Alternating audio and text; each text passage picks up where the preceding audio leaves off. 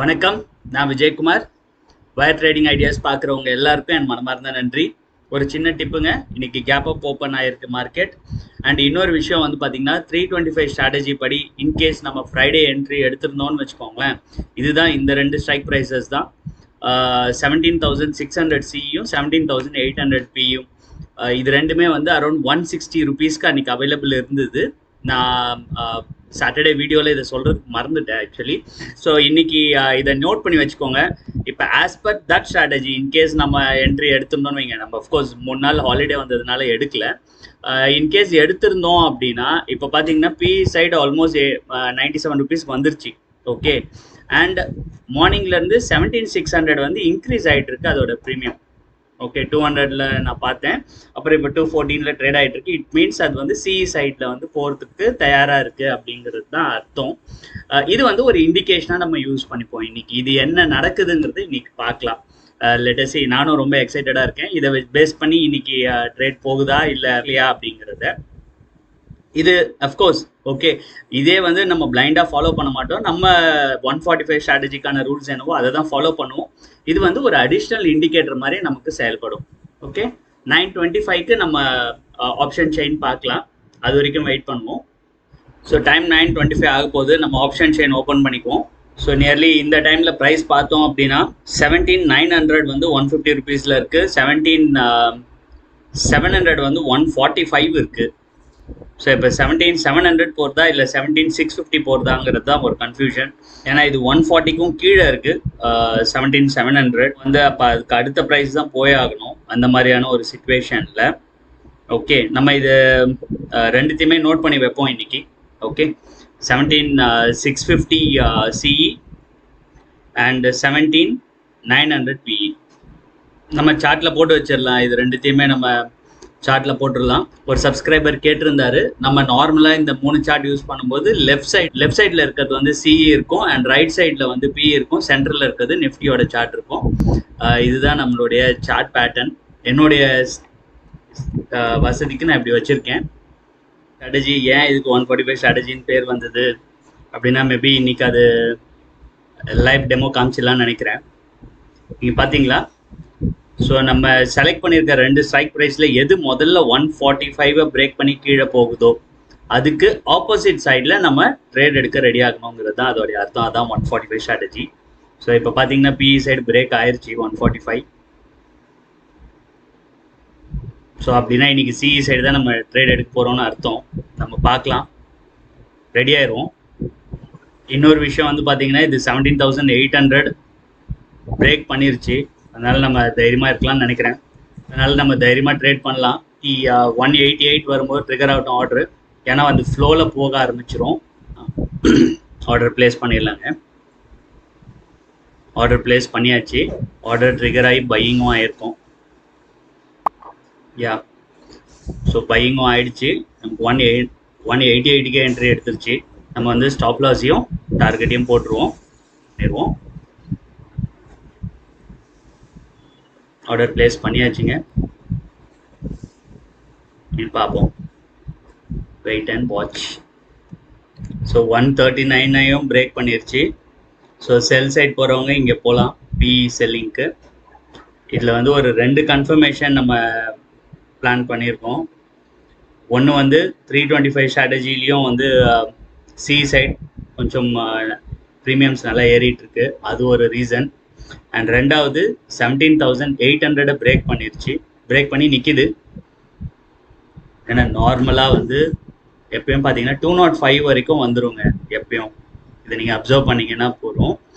190க்கு நமக்கு ட்ரிகர் ஆகும், ஆனதுக்கப்புறம் 205க்கு வந்துடும்.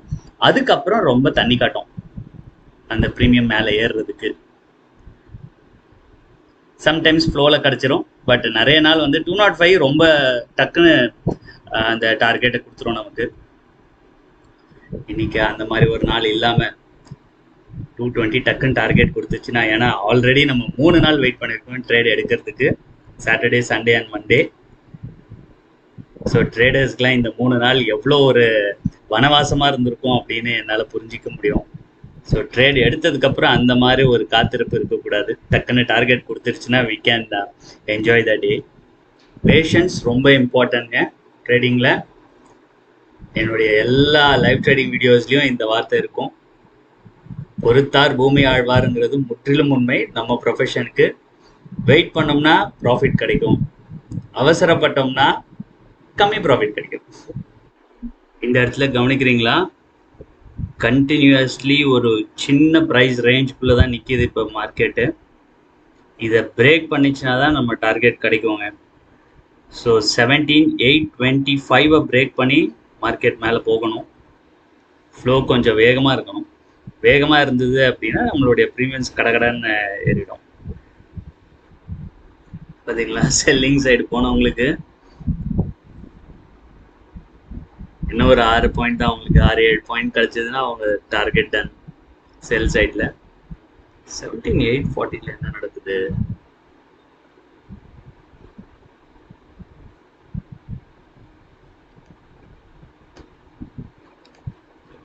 ஏதாவது நடந்திருக்கா இங்க?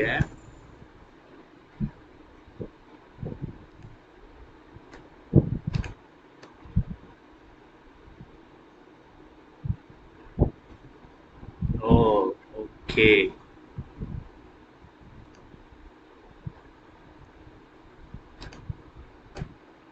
ம்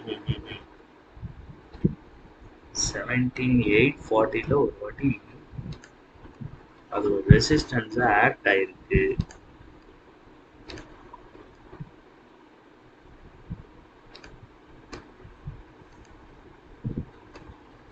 தெரியுதுங்களா?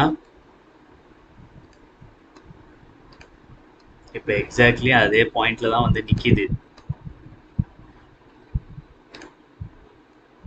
தெரியுதுங்களா? ஏப்ரல்ல இதே பிரைஸ்க்கு வந்திருக்குங்க. 17,842 போயிருக்கு. அதுக்கு அடுத்த நாள் 17,830 இந்த ரேஞ்சில் இருந்து மார்க்கெட் ஃபால் ஆக ஆரம்பிச்சிருச்சு. So this will be a resistance now. இந்த ப்ரைஸ் பாயிண்டில் செல்லிங் வர்றதுக்கான சான்ஸ் இருக்கும். ஸோ சேஃப் ட்ரேடர்ஸ் இந்த இடத்துல ப்ராஃபிட் புக் பண்ணிக்கலாங்க. இது ஒரு ரெசிஸ்டன்ஸாக ஆக்ட் ஆகிறதுக்கான சான்ஸ் நிறைய தெரியுது.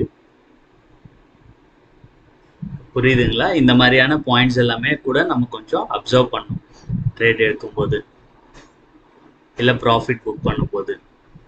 இங்கே பார்த்தீங்கன்னா அடுத்தது 17,898, ஆல்மோஸ்ட் 17,900 வைங்களேன். அது வந்து ஒரு ரவுண்ட் நம்பர். ஸோ அந்த இடத்துல இதை இந்த 17,850 தாண்டிருச்சு அப்படின்னா தென் 900 அடுத்த ஒரு 50 பாயிண்ட்ஸ்க்கு நமக்கு ஸ்கோப் இருக்குது. இதுக்கு மேலே நம்ம லாஸ் எடுக்க மாட்டோம். இதில் நம்ம என்ன பண்ணுவோம், நம்ம காஸ்ட் ப்ரைஸ்க்கு இப்போ கொண்டு வந்துடலாம். வந்து 210 கொண்டு வந்துடலாம்.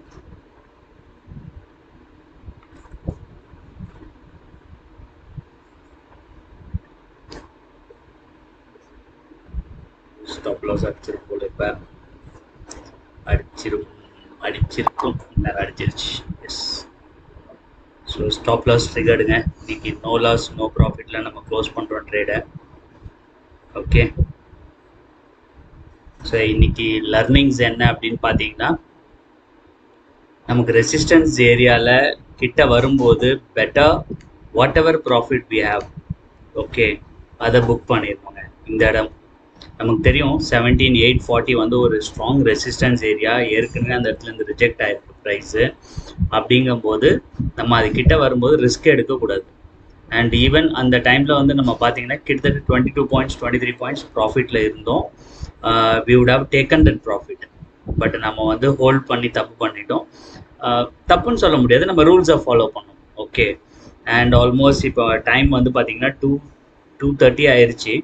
இதுக்கும் மேலே நான் ஹோல்ட் பண்ண விரும்பல. ஆக்சுவலி பெருசாக மூமெண்ட் இல்லை இன்னைக்கு, நோ செட்டில்மெண்ட் டே, அதனால் டிரான்சாக்ஷன்ஸ் பெருசாக நடக்கலை. அண்ட் இந்த ரெசிஸ்டன்ஸும் பக்கத்துலேயே இருக்கிறதுனால I don't want to delay further. Okay, at least loss ஆகாமல், லாஸுக்கும் பார்த்தீங்கன்னா ஸ்டாப் லாஸ்க்கு ஜஸ்ட் 50 காசில் 162 போட்டிருந்தேன் ட்ரிகர் பாயிண்ட்டு. அது 162.5 வரைக்கும் போயிட்டு மேலே வந்துருச்சு. ஜஸ்ட் 50 பைசையில் I escaped from stop loss. And cost to காஸ்ட்டில் நம்ம எக்ஸிட் ஆகிட்டோம் இந்த ட்ரேடை. ஸோ இதுதான் இன்றைக்கி லர்னிங்ஸுங்க. பட் நார்மல் டேர்ம்ஸில் வந்து நம்ம இங்கே 210 ப்ராஃபிட் புக் பண்ணிடுவோம். அட்லீஸ்ட் 20 பாயிண்ட்ஸ் ப்ராஃபிட் எடுத்தால் கூட 210க்கு நமக்கு ஈஸிலி 20 பாயிண்ட்ஸ் ப்ராஃபிட் கிடச்சிரும். அண்ட் செல் சைடு போனவங்களுக்கு ஆல்மோஸ்ட் 25 பாயிண்ட்ஸே கிடச்சிருக்கு. And that's all. ஹோப் இந்த வீடியோ உங்களுக்கு ரொம்ப பிடிச்சிருக்கும்னு நினைக்கிறேன். லர்னிங்ஸ் எல்லாம் உங்களுக்கு ஹெல்ப்ஃபுல்லாக இருந்திருக்கும். நெக்ஸ்ட் டைம் இந்த மாதிரி ஒரு சுச்சுவேஷனில் நீங்கள் இருந்தீங்க அப்படின்னா இந்த லர்னிங்ஸ் உங்களுக்கு வந்து கை கொடுக்கும்.